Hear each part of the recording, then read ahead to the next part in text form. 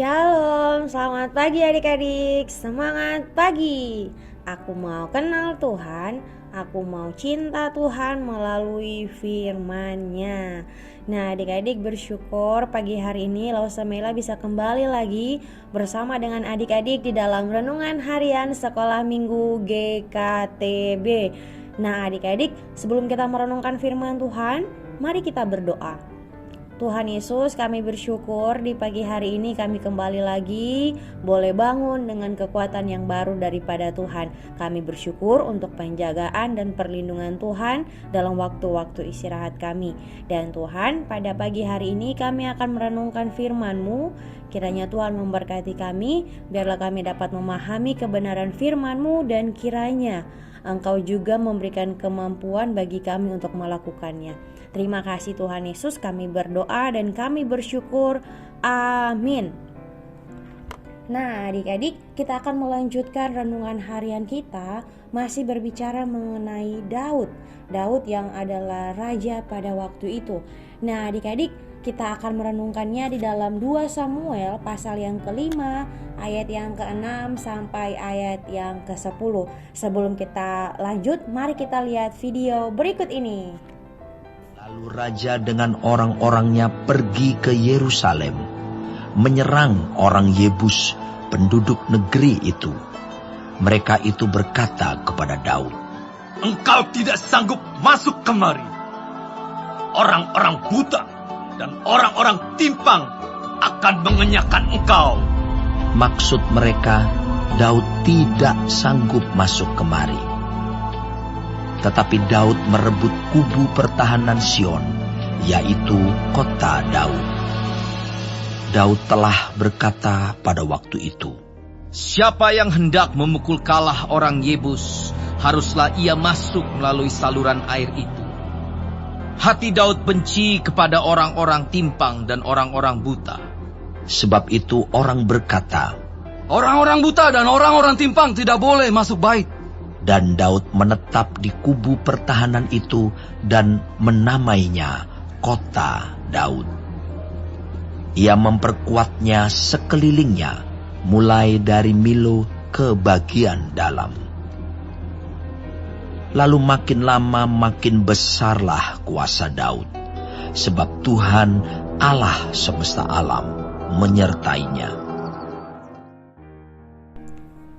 Nah adik-adik, pada ayat yang ke-6 di situ dikatakan begini.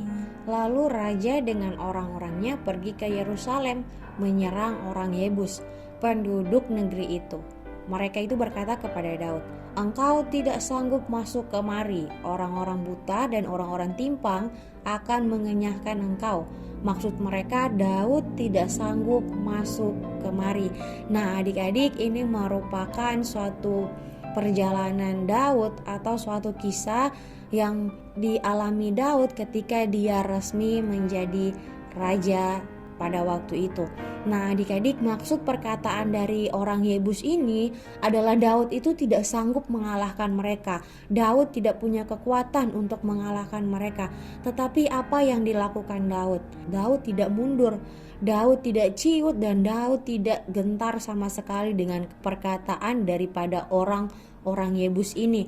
Tetapi dia yakin bahwa Tuhan lah yang menyertai dia, sehingga pada akhirnya Daud pun menyerang orang-orang Yebus ini. Daud pergi menyerang mereka dan akhirnya Daud pun mendapat kemenangan dari orang-orang Yebus itu. Nah, di sini dapat dibuktikan bahwa Daud dapat mengalahkan mereka bukan juga karena kekuatan Daud. Karena di ayat yang ke-10 di situ dikatakan bahwa lalu makin lama makin besarlah kuasa Daud, sebab Tuhan Allah semesta alam menyertainya.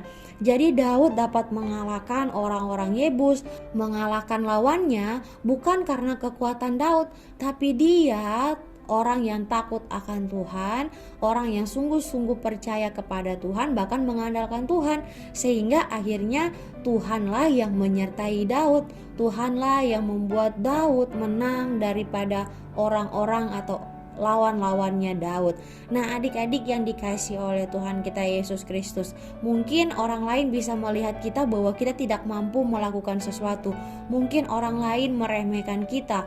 Mungkin di saat ada lomba ataupun ketika kita di sekolah, orang lain meremehkan kita bahwa kita tidak mungkin dapat juara kelas, kita tidak mungkin bisa jadi orang yang pintar. Tetapi adik-adik, percayalah kepada Tuhan, berharaplah kepada Tuhan, dan teruslah berusaha. Karena apa? Ketika kita mau berharap sama Tuhan, maka penyertaan Tuhan itu ada di tengah-tengah kita, dan percayalah pasti kita akan mendapatkan yang terbaik daripada Tuhan.